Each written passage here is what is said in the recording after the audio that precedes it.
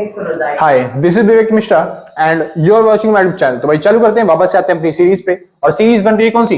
Principal of macroeconomics 1। Simple जी, principle of macroeconomics की ये जो प्लेलिस्ट है आप आराम से देख सकते हो, क्योंकि इसके हमने ऑलरेडी 5 चैप्टर कंप्लीट कर लिए हैं। अगर आपने नहीं देखे तो डिस्क्रिप्शन में आपको लिंक मिल जाएगा, आप जाके चेकआउट कर सकते हो। आज करने वाले हैं चैप्टर नंबर 6 और बहुत ही इजी चैप्टर है, जिसके अंदर बस ये खाली 4 कंसेप्ट आपको सीखने हैं। तो चैप्टर 6 कौन सा है?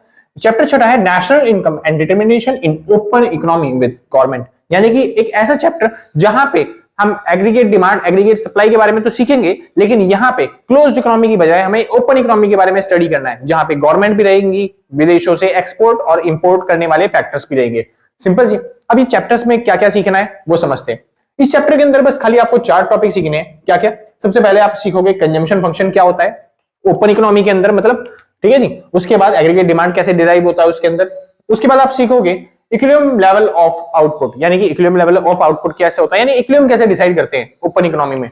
उसके बाद आपको सीखने को मिलेगा मल्टीप्लायर क्या होता है और ये कैसे वर्क करता है ओपन इकोनॉमी में। फिर सीखोगे आप फैक्टर अफेक्टिंग डिमांड, यानी ऐसे फैक्टर जो डिमांड को क्या करते हैं, अफेक्ट करते हैं। सिंपल, यानी कि ऐसे फैक्टर जिसकी वजह से या तो डिमांड हमारी बढ़ जाती है या डिमांड हमारी घट जाती है। सिंपल इतना। चलिए, तो शुरू करने से पहले एक छोटी सी बात, अगर आप नोट्स परचेज करना चाहते हो तो इस नंबर पे कांटेक्ट करके जो भी मिनिमम अमाउंट होगा व्हाट्सएप पे पेमेंट करने के बाद आराम से नोट्स परचेज कर सकते हो, कोई दिक्कत नहीं। चलिए शुरू करते हैं आज का टॉपिक। और बहुत ही छोटा चैप्टर है, बहुत ही इजी चैप्टर है। अगर आपने पिछले जो 2 चैप्टर है, ये मान लो आपने 5वां चैप्टर और 4था चैप्टर अच्छे तरीके से पढ़ रखा है, अच्छे तरीके से कवर कर रखा है, तो ये मान लो ये चैप्टर आपके लिए मक्खन है। इसके अंदर आपको कुछ नहीं सीखना है। इसके अंदर 2 टॉपिक 3 टॉपिक आप ज्यादा सब टॉपिक सिखाऊंगा और आपका खत्म काम। यानी हर एक टॉपिक 2-2 3-3 मिनट का है। सिंपल जी, लेकिन हाँ वीडियो की लेंथ बढ़ाने के लिए 5-5 मिनट का मैं कर दूंगा। सिंपल जी, चलिए शुरू करते हैं। फिलहाल सबसे पहले बात आती है consumption function and aggregate demand. जैसे कि आपको पता है एग्रीगेट डिमांड क्या होता है? It is a sum of total final goods and services. Simple जी, it is a sum of total expenditure on final goods and services during the fiscal year during a period of time. यानी कि aggregate demand का मतलब होता है एक साल के अंदर, एक देश के अंदर जितना भी आप खर्चा करते हो, किसके ऊपर एक्सपेंडिचर करते हो, गुड्स एंड सर्विसेज पे। यानी कि जो भी हम एक्सपेंडिचर करते हैं किस पे, फाइनल गुड्स एंड सर्विसेज पे। अब यहां पे मैंने आपको बताया था जो एग्रीगेट डिमांड है वो अलग अलग देशों के अंदर अलग अलग तरीके का होता है। 2 सेक्टर का अलग होता है, 3 सेक्टर में अलग होता है, 4 सेक्टर का एग्रीगेट डिमांड अलग होता है। 2 सेक्टर में बस 2 सेक्टर होते हैं, तो एग्रीगेट डिमांड का फॉर्मूला बनता है C+I। ये सब करवा चुका हूं मैं। यहां पे एग्रीगेट डिमांड का फॉर्मूला बनता है C+I+G, क्योंकि यहां पे गवर्नमेंट भी आ जाती है। यहां पे एग्रीगेट डिमांड का फॉर्मूला बनता है C+I+G प्लस X माइनस में M। इसको हम बोलते हैं नेट एक्सपोर्ट। सिंपल, ये कहां पे आता है? जहां पे ओपन इकोनॉमी हो जाती है, यानी कि जहां पे हम विदेशों से लेन देन करना चालू कर देते हैं, जहां पे एक्सपोर्ट्स हो रहे होते हैं, इंपोर्ट्स हो रहे होते हैं, वहां पे एग्रीगेट डिमांड का ये फॉर्मूला बनता है। सिंपल जी, यहां पे आपने सीखा एग्रीगेट डिमांड कैसा है, ठीक है। अब समझते हैं कंजम्पशन फंक्शन। कंजम्पशन फंक्शन पे क्या इफेक्ट पड़ेगा? कंजम्पशन पे यहाँ पे कोई भी इफेक्ट नहीं पड़ने वाला, वो हमेशा सेम ही रहने वाला है। तो कंजम्पशन फंक्शन कैसा था? वो था C बार जमा में BY। ये फॉर्मूला हुआ करता था। यहाँ पे B का मतलब क्या होता है? MPC। अब ये फंक्शन हमेशा सेम ऐसे ही रहने वाला है। अगर मेरे को खोलने को बोलोगे कि गवर्नमेंट का रोल आ गया तो गवर्नमेंट के रोल से कैसे इफेक्ट होगा, ये तो बहुत सिंपल है। C बार जमा में B, ये जो Y होता है ये एक्चुअल में इसको बोलते हैं YD। क्या बोलते हैं हम इसको? YD। सिंपल सी, इस Y को हम क्या बोलते हैं? YD। और YD का फॉर्मूला क्या होता है वो मैंने आपको समझाया था, याद है? YD का फॉर्मूला जो आपकी इनकम होती है उसमें से हम माइनस करते हैं टोटल, सॉरी टैक्स, और क्या बोलते हैं उसमें प्लस कर देते हैं टोटल रिसिप्ट्स। ये फॉर्मूला होता है किसका? YD का। तो यहां पे बस आप Y की जगह क्या लगा दोगे? TA और प्लस में टोटल रिसिप्ट्स। सिंपल जी, ये बन गया आपका कंजम्पशन फंक्शन। सिंपल। अब जब गवर्नमेंट का रोल आ जाता है, जब गवर्नमेंट काम करने जाती है तो गवर्नमेंट टैक्स भी लेती है, गवर्नमेंट मतलब टोटल रिसिप्ट्स भी प्रोवाइड करती है। सिंपल जी, ट्रांसफर इनकम भी प्रोवाइड करती है, ट्रांसफर रिसिप्ट्स भी प्रोवाइड करती है। तो इन सबको प्लस माइनस करके आप यहाँ पे क्या निकाल सकते हो? मतलब डिस्पोजल इनकम निकाल सकते हो। क्या निकाल सकते हो आप? Disposable income. कोई दिक्कत तो नहीं। तो डिस्पोजेबल इनकम से हम यहाँ पे कंजम्पशन फंक्शन अपना डिराइव कर सकते हैं। कोई डाउट तो नहीं? अच्छा, डायग्राम में देखने में क्या फर्क पड़ेगा तो समझिए। कंजम्पशन फंक्शन में तो बेसिकली कोई फर्क नहीं पड़ने वाला। ये था आपका C bar order of consumption, directly यहां से बढ़ जाएगा, तो इसको बोलते हैं कंजम्पशन फंक्शन। और ये फॉर्मूला क्या बन गया? C जमा में BY। अब यहाँ पे जो Y है आप इसको बढ़ा चढ़ा के लिखना चाहो तो ऐसे लिख सकते हो, Y माइनस में TA प्लस में TR। कोई दिक्कत तो नहीं? आसान था, बढ़िया। वहीं पे अगर आपसे पूछूं कि एग्रीगेट डिमांड, इस पे क्या फर्क पड़ेगा, तो समझिए जैसे ये एग्रीगेट डिमांड था, ये था 2 सेक्टर का, तो ये बनेगा सी प्लस में आई। वहीं पे अगर 3 सेक्टर को बोलोगे कि गवर्नमेंट एक्सपेंडिचर भी इसमें ऐड कर दो, अब देखो गवर्नमेंट एक्सपेंडिचर ऐड करने में डिमांड हमारी क्या हो जाएगी, थोड़ी सी बढ़ जाएगी। अब क्योंकि यहाँ पे डिमांड हमारी थोड़ी सी बढ़ रही है, दैट्स व्हाई मैं कह सकता हूं कि एग्रीगेट डिमांड 3 सेक्टर इकोनॉमी में थोड़ा सा क्या हुआ, बढ़ेगा। यानी कि ये बनेगा हमारा एग्रीगेट डिमांड, कैसे, सी प्लस आई प्लस जी। कोई दिक्कत तो नहीं, यहाँ पे गवर्नमेंट के एक्सपेंडिचर्स भी क्या कर दिए हमने, ऐड कर दिए। वहीं पे अगर देखिए फूड सेक्टर इकोनॉमी के अंदर नेट एक्सपोर्ट भी आ जाता है, यानी एक्सपोर्ट माइनस में इंपोर्ट। तो वो देश जो एक्सपोर्ट ज्यादा कर रहे हैं उनकी वैल्यू प्लस में आएगी, पॉजिटिव में आएगी, क्योंकि इंपोर्ट कम है एक्सपोर्ट ज्यादा है। जैसे अगर एक्सपोर्ट हुआ 10, इंपोर्ट हुआ 5, तो नेट एक्सपोर्ट कितना आएगा, 5, यानी प्लस वाली वैल्यू है। तो पॉजिटिव, अगर एक्सपोर्ट ज्यादा हुआ तो पॉजिटिव में आंसर आएगा, यानी डिमांड आपकी एग्रीगेट डिमांड क्या हो जाएगी, और बढ़ जाएगी, यानी एग्रीगेट डिमांड और बढ़ जाएगी। ये एडी का फॉर्मूला, सी प्लस आई प्लस जी प्लस एक्स माइनस में एम। सिंपल जी, ये फॉर्मूला बन जाएगा एग्रीगेट डिमांड का जब एक्सपोर्ट ज्यादा हुआ।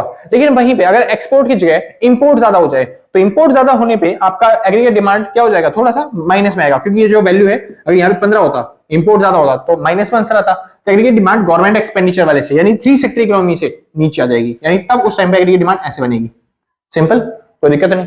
बाकी और कुछ फर्क नहीं पड़ता, एग्रीगेट डिमांड हमेशा शिफ्ट होगी, चाहे गवर्नमेंट एक्सपेंडिचर मान लो चाहे नेट एक्सपोर्ट मान लो, इसकी वजह से।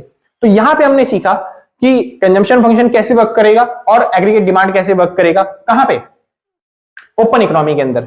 सिंपल जी, तो जिसको नोट करना है फटाफट से नोट करो। फिर हम चालू करते हैं इक्विलिब्रियम और आउटपुट के बारे में। ये भी बहुत इजी टॉपिक है, देखो ये सब आप पहले बेसिक तौर पे अच्छे तरीके से समझ चुके हो, तो यहाँ पे आपको ज्यादा मेहनत करने की जरूरत नहीं है, आप इजीली कर पाओगे, समझे। आज ये वाला चैप्टर बहुत इजी है, बहुत इजी, आप आराम से कर लोगे। अगला चैप्टर थोड़ा सा और फोकस करना पड़ेगा, क्योंकि उसमें आएंगे इंपॉर्टेंट टॉपिक जो कि एग्जाम्स के लिए मुश्किल होते हैं, थोड़े से इंपॉर्टेंट होते हैं, समझे। इसमें से जो इंपॉर्टेंट होगा मैं बता दूंगा इंपॉर्टेंट क्या है। ये लास्ट फैक्टर है ना भाई, फैक्टर अफेक्टिंग डिमांड, बस यही इंपॉर्टेंट है, बाकी और कुछ इंपॉर्टेंट नहीं है। मल्टीप्लायर ये मैं पहले ही करवा चुका हूं, लास्ट क्लास में आप देखोगे ना थ्योरी वाली, तो उसमें मैंने करवाया था चैप्टर 5 में।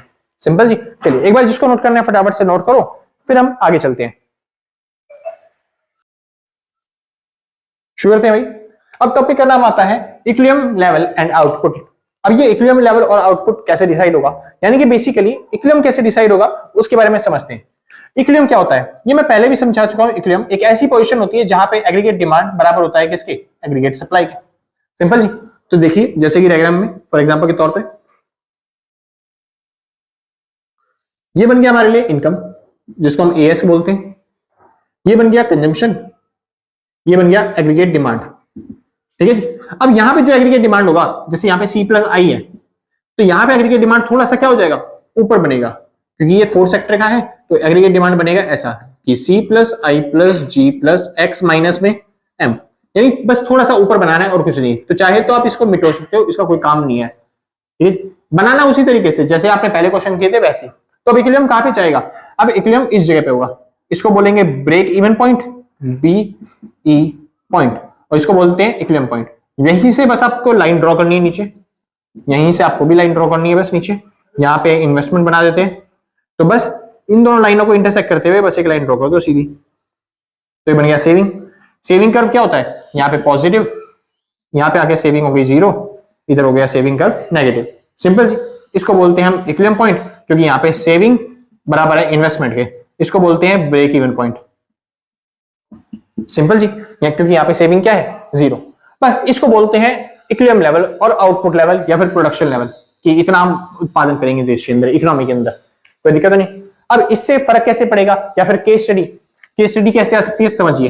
केस स्टडी यहाँ पे भी वैसी है, क्या एग्रीगेट डिमांड ज्यादा हो एग्रीगेट सप्लाई से तो इक्विलिब्रियम में कैसे पहुंचे, एग्रीगेट डिमांड कम हो एग्रीगेट सप्लाई से तब इक्विलिब्रियम में कैसे पहुंचे। सेम उसी तरीके से करना है जैसे आपने पिछले चैप्टर्स में किया है। अब जैसे कि फॉर एग्जांपल के तौर पे पहला, अगर गवर्नमेंट ने अपने एक्सपेंडिचर जो है वो बढ़ा दिए, या फिर सीधा न्यूमेरिकल कैलकुलेशन करते हैं ना एक बार।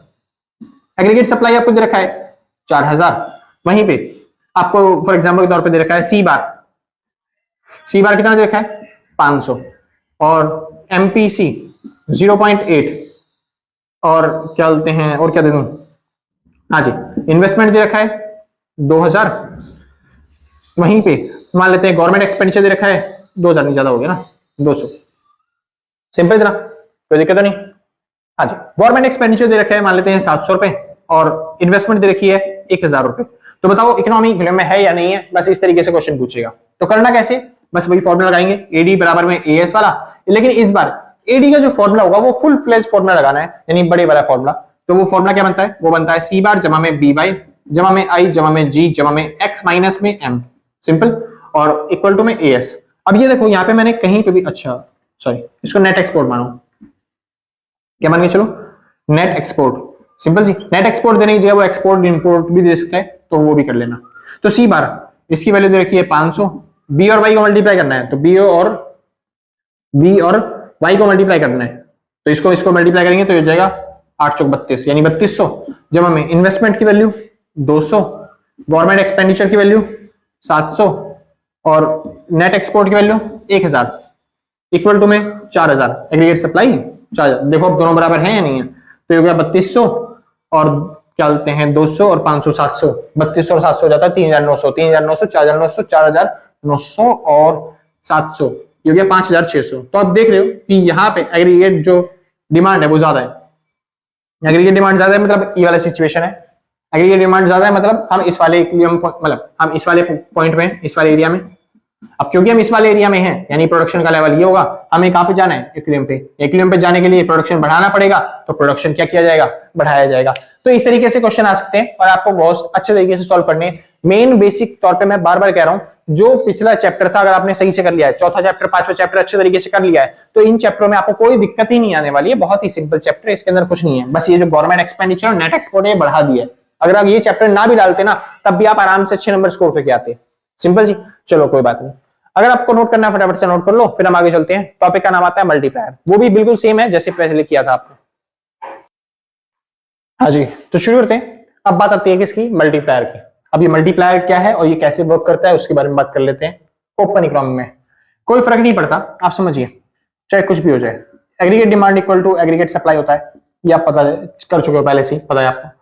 और सीधी सी बात, एग्रीगेट डिमांड का फॉर्मूला होता है सी बार जमा में बी वाई जमा में आई जमा में जी प्लस में नेट एक्सपोर्ट, ठीक है, इक्वल टू में एएस।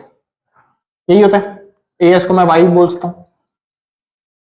और हमेशा की तरह इस बार भी हम इसको क्या मान लेंगे, कांस्टेंट। जैसे इनको कांस्टेंट माना, ये सारी वैल्यू हो गई ए बार जमा में बी वाई इक्वल टू में वाई, वाई वाले एक तरफ कर लो, बिना वाई वाले एक तरफ हो जाएंगे, तो ए बार इक्वल टू वाई माइनस में बी वाई, इनमें से वाई कॉमन आ गया तो वाई बाहर आ जाएगा, 1 माइनस में बी बच गया, यहाँ पे ए बार 1 माइनस में बी इधर चला जाएगा, तो वाई की वैल्यू हो जाएगी ए बार अपॉन में 1 माइनस में बी, सिंपल।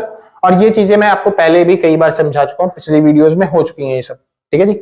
चलिए, अच्छा अब थोड़ा सा दूसरे तरीके से मल्टीप्लायर निकालने की कोशिश करते हैं कि मल्टीप्लायर का फॉर्मूला क्या होता है। तो मैंने एक आपको समझाया था पहले, क्या बोलते हैं, के का फॉर्मूला। के का मतलब क्या होता है, के का फॉर्मूला होता है डेल्टा वाई अपॉन में डेल्टा आई, यही फॉर्मूला होता है, ठीक। अच्छा, क्या ये जो के है इसको मैं ऐसे लिख सकता हूं, 1 अपॉन में डेल्टा आई अपॉन में डेल्टा वाई। वो कह रहा है भैया ऐसे क्यों लिख दिया, कोई फर्क नहीं पड़ता। देखो जैसे कि फॉर एग्जांपल के तौर पे 1 अपॉन में 1 लिखा हुआ है, डेल्टा आई अपॉन में डेल्टा वाई लिखा हुआ है, ठीक है। अगर मैं कोई इस पूरी इक्वेशन को सॉल्व करना हो तो कैसे सॉल्व करते हैं, ये इधर डिवाइड हो रहा होता है यहाँ पे, है ना।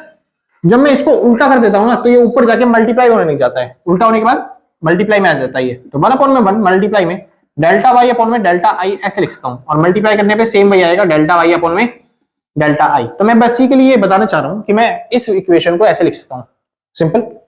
और आपने सीखा भी होगा, इक्विलिब्रियम पे हमेशा एग्रीगेट डिमांड बराबर होता है एग्रीगेट सप्लाई, यानी कि हम कह सकते हैं सेविंग और इन्वेस्टमेंट भी क्या होंगे, बराबर। तो उनमें होने वाला चेंज भी क्या होगा, जल्दी से ज्यादातर बराबर होता है। अब क्योंकि यहाँ पे चेंज भी बराबर है, तो मैं डेल्टा आई को क्या बोल सकता हूँ, डेल्टा एस बोल सकता हूँ। तो मैं डेल्टा आई की जगह क्या पुट कर रहा हूँ यहाँ पे, डेल्टा एस, तो डेल्टा एस अपॉन में डेल्टा वाई, ये समझ गया। अब ये जो डेल्टा एस अपॉन में डेल्टा वाई है, ये किसका फॉर्मूला है भैया, ये फॉर्मूला होता है एमपीएस का, यानी सीधी बात के और एमपीएस में कैसा रिलेशन होता है, इनवर्स रिलेशन होता है। और ये फॉर्मूला मैं आपको पहले भी करवा चुका हूं, जो पिछली क्लास में मल्टीप्लायर सिखाया था ना, वही सेम।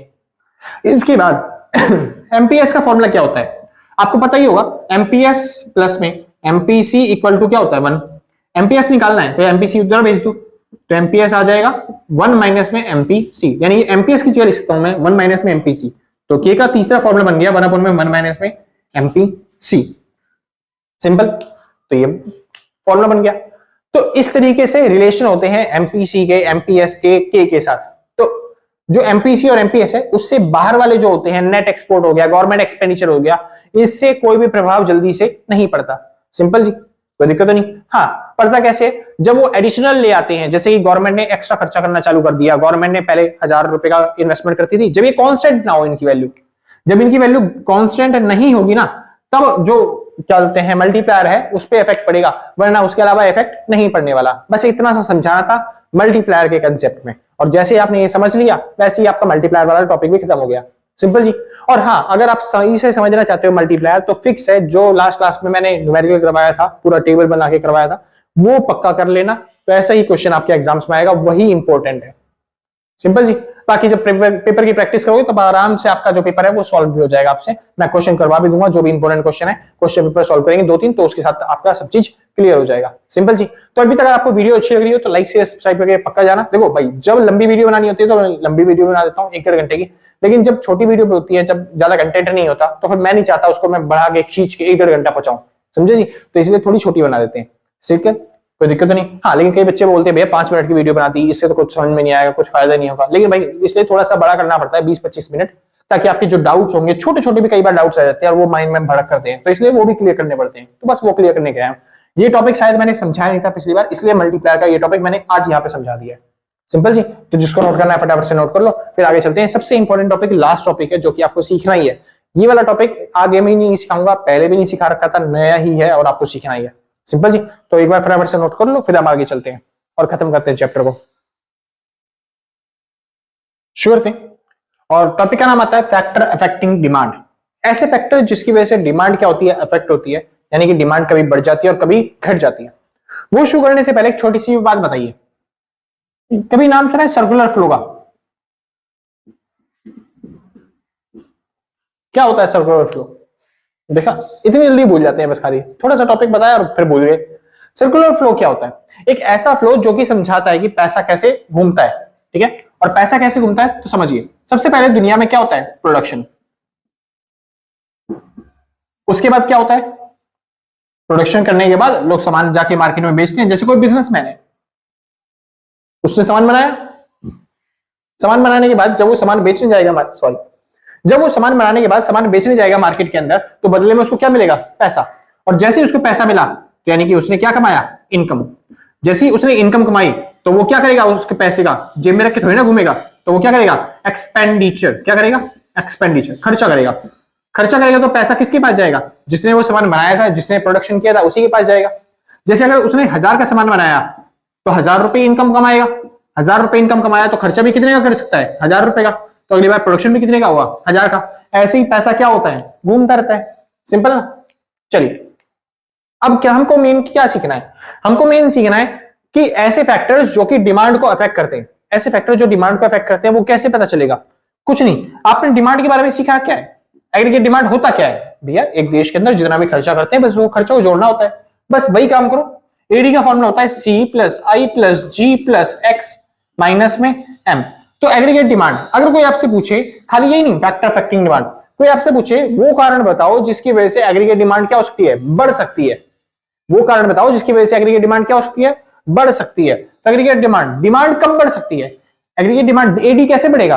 ये देखो, ये इन सबको जोड़ के तो एडी आता है, तो एडी बढ़ेगा कैसे? जब ये इन सब की वैल्यू क्या हो जाए? बढ़ जाए। जब ये सब वैल्यू बढ़ जाएंगी तो एडी भी क्या हो जाएगा? बढ़ जाएगा। जैसे कि फॉर एग्जांपल पहला तो मैं बता रहा हूं, कॉजेस ऑफ एक्सेस डिमांड।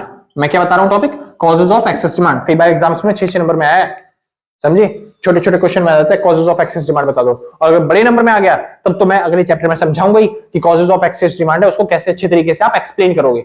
समझे? अभी फिलहाल समझो डिमांड बढ़ने के कारण, एक्सेस डिमांड के होने के कारण क्या है, कॉजेस ऑफ एक्सेस डिमांड। तो एक्सेस डिमांड क्या होती है, उसके कारण क्या होते हैं? तो सबसे पहला कारण कंजम्पशन का बढ़ना। सिंपल, कंजम्पशन का बढ़ना कैसे? जैसे ही कंजम्पशन बढ़ने लग जाता है देश के अंदर, लोग ज्यादा खर्चा करने लग जाते हैं। अब लोग ज्यादा खर्चा करने लग जाते हैं क्योंकि कंजम्पशन बढ़ रहा है ना, लोग ज्यादा चीजें खरीदने लग जाएंगे, खर्चा करने लग जाएंगे। ज्यादा खर्चा करने से प्रोडक्शन बढ़ता है, प्रोडक्शन बढ़ने से इनकम बढ़ती है, इनकम बढ़ने से फिर से क्या होगा? एक्सपेंडिचर और बढ़ेगा। जितनी ज्यादा इनकम कमाएंगे लोग, उतना ज्यादा क्या करेंगे? खर्चा। जैसे अभी हमारी इनकम ही 0 रुपए, कुछ कमाते ही नहीं, तो खर्चा भी क्या करते हैं? कम, कुछ खर्चा ही नहीं करते। और अगर हमारी इनकम अंबानी अडानी की तरह हो जाए, देख देख कैसे लालची हो रहा है भाई। हो सकती है तुम्हारी इनकम, लेकिन इतना ज्यादा छोड़ने की बात नहीं है। अंबानी अडानी बनने में बहुत टाइम लगेगा आपको। तो अगर आपकी इनकम इतनी बड़ी हो जाएगी तो खर्चा भी क्या करोगे आप लोग, ज्यादा करोगे। हाँ जी भैया कह रहे हैं, भैया बिल्कुल ज्यादा करेंगे। मर्सिडीज बीएमडब्ल्यू, देख ऐसे ऐसे चीजें खरीदने के बारे में सोच रहा है, बढ़िया सोच रहा है भाई, सोचते रहना चाहिए से। इसलिए बोलते हैं लालच एक कला है। अगर लालच करोगे, अमीर बनने के बारे में सोचोगे, तभी कुछ काम कर पाएगा।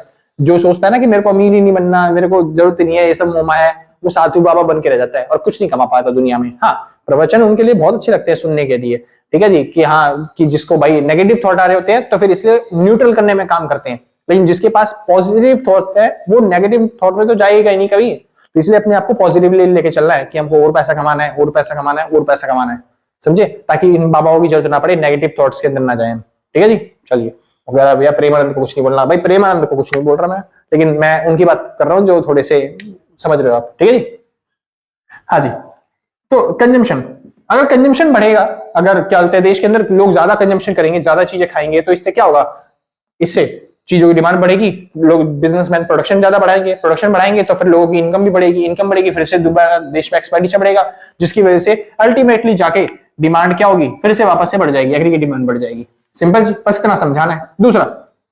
दूसरा पॉइंट कौन सा है जिसकी वजह से एक्सेस डिमांड होती है या फिर डिमांड बढ़ती है, तो दूसरा पॉइंट है आई मतलब इन्वेस्टमेंट। जब इन्वेस्टमेंट बढ़ती है, तो इन्वेस्टमेंट बढ़ती है मतलब बिजनेसमैन अपने बिजनेस में अच्छी खासी इन्वेस्टमेंट कर रहे हैं, तो विदेशों से भी मान लो पैसा आ रहा है, समझे। तो फॉरेन कंपनियां, विदेशी कंपनियां हमारे देश के अंदर खुल रही हैं, तो देश में क्या आ रहा है, पैसा आ रहा है। देश के अंदर अगर पैसा आएगा तो वो ज्यादा प्रोडक्शन करेंगे, बिजनेसमैन वाले क्या करेंगे, इन्वेस्टमेंट करने से ज्यादा प्रोडक्शन करेंगे, ज्यादा प्रोडक्शन होगा तो लोगों की इनकम भी क्या होगी, बढ़ेगी। लोगों की इनकम बढ़ेगी तो वो एक्सपेंडिचर क्या करेंगे, ज्यादा करेंगे, और एक्सपेंडिचर ज्यादा करेंगे तो अपने आप ही डिमांड क्या होगी, बढ़ जाएगी। तो सीधी बात, इन्वेस्टमेंट करने से लोगों को इंप्लॉयमेंट मिलता है, इन्वेस्टमेंट करने से लोगों को इंप्लॉयमेंट मिलती है, इंप्लॉयमेंट से क्या होती है, लोगों को इनकम मिलती है, लोगों की इनकम बढ़ेगी तो वो एक्सपेंडिचर बढ़ाएंगे, एक्सपेंडिचर बढ़ने से एग्रीगेट डिमांड वापस से बढ़ जाएगी।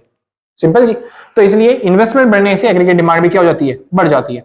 उसके अलावा जी मतलब क्या होता है, गवर्नमेंट एक्सपेंडिचर। जब गवर्नमेंट एक्सपेंडिचर भी बढ़ाती है, जब गवर्नमेंट एक्सपेंडिचर बढ़ाती है, गवर्नमेंट के एक्सपेंडिचर बढ़ाने से, स्कूल कॉलेज बढ़ाने से, यानी गवर्नमेंट क्या करेगी फिर उसके बाद, प्रोडक्शन।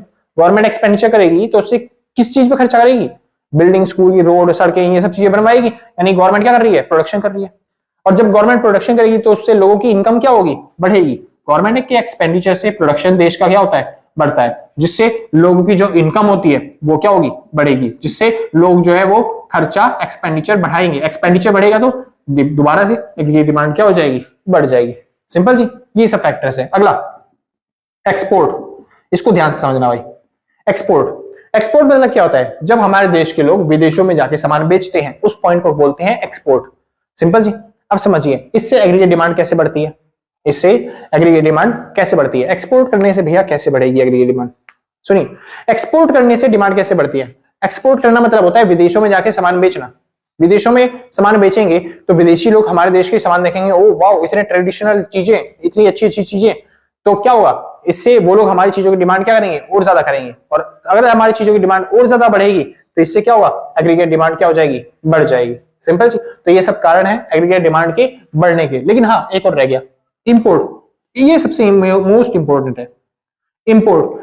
यहां पे सब मैंने बताया कि ये सब क्या होने चाहिए, बढ़ने चाहिए, ये कंजम्पशन बढ़ जाए, इन्वेस्टमेंट बढ़ जाए, गवर्नमेंट एक्सपेंडिचर बढ़ जाए, एक्सपोर्ट बढ़ जाए। लेकिन हाँ, एम देखना, एम क्या है, कौन सा निशान है, माइनस का, इसलिए इंपोर्ट को बोलना घट जाए। इंपोर्ट क्या हो जाए, घट जाए। अगर हम इंपोर्ट को घटाएंगे ना, तभी एक्सेस डिमांड होगा, तभी डिमांड क्या होगी, बढ़ेगी। जैसे फॉर एग्जांपल, इंपोर्ट घटाने से भैया डिमांड कैसे बढ़ेगी, समझाता हूं। इंपोर्ट मतलब क्या होता है, विदेशों से सामान खरीदना। अगर हम विदेशों से सामान खरीदना कम कर देंगे, यानी कि इंपोर्ट को घटा देंगे, यानी हम विदेशों से सामान नहीं खरीदेंगे, तो खाने पीने का सामान कहां से खरीदेंगे, अपने देश में से, है ना। और अपने देश से सामान खरीदेंगे तो अपने चीजों की, अपने देश की चीजों की, अपने देश के प्रोडक्ट्स की डिमांड क्या होगी, बढ़ेगी। तो इसलिए कह रहा हूं, जब हम विदेशों से डिमांड करना या फिर विदेशों से इंपोर्ट करना कम कर देंगे, तो हम कहां से खरीदेंगे चीजें, अपने देशों से। अपने देशों से खरीदेंगे तो अपने देश वाले लोग क्या करेंगे, प्रोडक्शन कर पाएंगे ज्यादा, जिससे लोगों की इनकम बढ़ेगी, एक्सपेंडिचर बढ़ेगा और एग्रीगेट डिमांड क्या होगा, बढ़ेगा। समझे। तो अगर कोई आपसे पूछे एग्रीगेट डिमांड के कॉजेस बताओ, तो बस यही सब करना है, कंजम्पशन बढ़ाना है, इन्वेस्टमेंट बढ़ाना है, गवर्नमेंट एक्सपेंडिचर बढ़ाना है, एक्सपोर्ट बढ़ाना है। लेकिन हाँ, इंपोर्ट को क्या करना है, घटाना है। समझे? तो ये था कॉजेज, और ये अच्छे तरीके से एक्सप्लेन करके आना है पूरा प्रॉपर वे में, और कैसे एक्सप्लेन करना है मैं आपको अगले चैप्टर में, नेक्स्ट चैप्टर में अच्छे तरीके से डिटेल के साथ समझा दूंगा। सिंपल जी, डायग्राम के साथ इसमें बताऊंगा एक्सेस डिमांड की डेफिनेशन क्या होती है, कुछ नहीं है, it is a difference between ADF and ADU, बताऊंगा, टेंशन मत लो, आराम से सब चीज करेंगे। सिंपल जी, कोई दिक्कत नहीं। तो ये जो एक्सेस डिमांड है ये क्या होता है, कैसे इसके डायग्राम बनते हैं, कैसे ये इफेक्ट होता है, इसके इफेक्ट क्या होता है, इसको ठीक कैसे करते हैं, और ये प्रॉब्लम तो क्रिएट करता, ये सारी बातें हम अगले चैप्टर में पढ़ने वाले हैं। बस इस चैप्टर में थोड़ा सा एक ओवरव्यू दे रखा है, इसलिए मैं बता रहा हूँ, ज्यादा चैप्टर इंपॉर्टेंट है नहीं, बस ये कॉजेज कर लो ताकि मेरे को वहां पे ज्यादा टाइम न लगाना पड़े इस टॉपिक को करवाने में, वरना वो भी वीडियो 1-1.5 घंटे की बन जाती। ठीक है जी, आगे चलते हैं। वहीं पे अगर कोई आप इससे पूछे, एक्सेस था, यहाँ पे उल्टा कर देते हैं, causes of deficit demand. Deficit demand, अगर हमारे देश में घाटा हो जाए, मतलब डिमांड कम हो जाए, उसके कारण क्या होंगे? डेफिसिट डिमांड बढ़ रही है, उसके कारण क्या है, यानी हमारे देश में लोग डिमांड नहीं कर रहे, उसके कारण क्या होंगे? बस यही कारण, एडी कम होने के कारण क्या होंगे? एडी इन सबको जोड़ के निकलता है। तो अगर कंजम्पशन ही लोग कम कर रहे होंगे, इन्वेस्टमेंट लोग कम कर रहे होंगे, गवर्नमेंट एक्सपेंडिचर कम कर रही होगी, एक्सपोर्ट कम हो रहा होगा, तभी तो डिमांड भी कम हो रही होगी ना भाई, समझे? तो एग्रीगेट डिमांड कम होने के कारण क्या है? यही सब कारण है। लेकिन हाँ, इंपोर्ट को क्या करना है? इंपोर्ट बढ़ाना है। इंपोर्ट क्या होना चाहिए? बढ़ना चाहिए। तो क्योंकि माइनस का है इसलिए उल्टा थोड़ा सा चलता है वो। सिंपल जी। तो यहां पे खत्म होता है आपका पूरा पूरा चैप्टर। यहां पे आपने खत्म कर लिया अपना छठा चैप्टर, जिसका नाम है national income determination in an open economy, simple with government. कोई दिक्कत तो नहीं, आसान है, बढ़िया। तो यहां पे खत्म होता है आपका पूरा चैप्टर। अगर चैप्टर अच्छा लगा हो, समझ में आया हो बढ़िया तरीके से, तो भाई वीडियो को लाइक शेयर सब्सक्राइब करके पक्का जाना। और अगर आपने पहले से कर रखा है तो सच बता रहा हूं, दिल से, कलेजों से, गुर्दों से, फेफड़ों से, शरीर के अंग अंग से थैंक यू यार। ठीक है जी। और अगर आपने नहीं कर रखा तो कोई दिक्कत नहीं, कोई आफत नहीं यार, आराम से कर दियो बाद में जब आपको टाइम मिल जाए। ठीक है जी। तो खत्म करने से पहले एक छोटी सी बात, अगर आप नोट्स परचेज करना चाहते हो तो इस नंबर पर कॉन्टैक्ट करके जो भी मिनिमम अमाउंट होगा व्हाट्सएप पे पेमेंट करने के बाद आराम से नोट्स परचेज कर सकते हो। सिंपल जी। चलिए, तो आज के लिए बस इतना ही, मिलते हैं कल सेम टाइम सेम अगले दिन, और टाटा बाय बाय। जिसको नोट करना है भाई नोट कर लेना। Bye bye.